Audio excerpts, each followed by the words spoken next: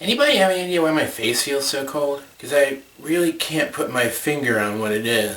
RWBY, Season 4, Episode 5, Menagerie. I apologize to all past RWBY episodes that I criticized for being too much setup and not enough payoff. Because this episode is now the golden standard for episodes that are all set up and no payoff. Now I want to come right out and say I didn't dislike this episode. I just felt like this was Act 1 of an episode, not its own episode. More than probably any other individual episode of anything that I've ever seen in my life, even fully serialized television shows. Basic plot of the episode, Blake and Sun end up in Menagerie. Sun has never been to Menagerie, despite it being the home country of the Faunus. And we get a little bit of exposition that catches people up on what exactly Menagerie is for those who didn't watch the short about Menagerie. Basically, after the big war between humans and Faunus, where the Faunus fought for their equality, they were given an island by the humans and told to go live there.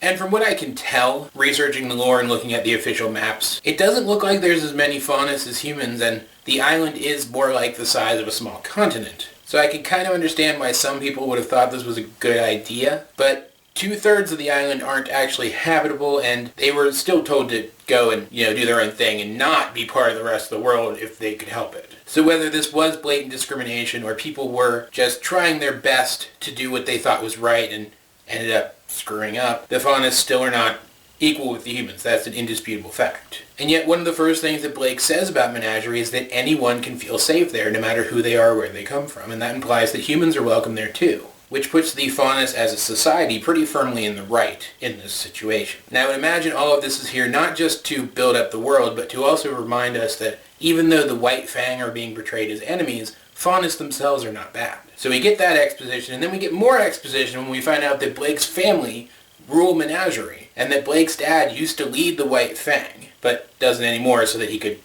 rule Menagerie instead. And then we get more exposition that apparently the people of Menagerie don't know that the White Fang was involved in the fall of Beacon. And then we get exposition that the two White Fang guys that we see in the opening to all the new episodes are, I guess, part of the Menagerie main branch of the White Fang and claim not to be part of whatever scheme Adam and his branch of the White Fang are trying to push forward. But then we find out from a conversation between just the two of them that they actually are, which implies that maybe the lack of information here in Menagerie about the White Fang's involvement isn't just because communications are down, but because the White Fang has been actively suppressing information. And then, just as all of this seems to be building to something, the episode ends, and that's it. And again, I want to point out, it was all very interesting stuff. I'm glad we saw it, and I enjoyed the episode for the most part because of all the information that we learned. But this episode had literally zero payoff. The reveal that those two White Fang guys are villains doesn't even count as payoff because the opening to the episodes tells us the exact same thing. Not only that, but Sun is at his most infuriating in this episode. I already found him kind of annoying, but now he's just... I don't even know what they're trying to do with his character. I just don't like him, and I find it hard to believe that Blake likes him. Because I may seem very talkative and extroverted in my videos, but really, in real life, my attitude is closer to Blake's, and I would not be able to stand being in a room with someone like Sun for more than maybe a few minutes at a time. Our personalities would just be so antithetical to one another. I see absolutely no chemistry between he and Blake anymore, and I'm just trying to figure out what it is that the writers are trying to do with his character. Is he just there to be a target of exposition? Because if that's it, that's not enough. They need to develop his character into something better than what it is now, something better than what it has always been through the entire series, because he hasn't developed at all through the entire series. Or else his presence is just going to become more and more noticeable the longer he is in these episodes, and the viewers are just going to become more and more annoyed. And there were tons and tons of bunny people all throughout Menagerie, and not one of them was Velvet. Are you kidding me? This episode just frustrated me on so many levels. Also...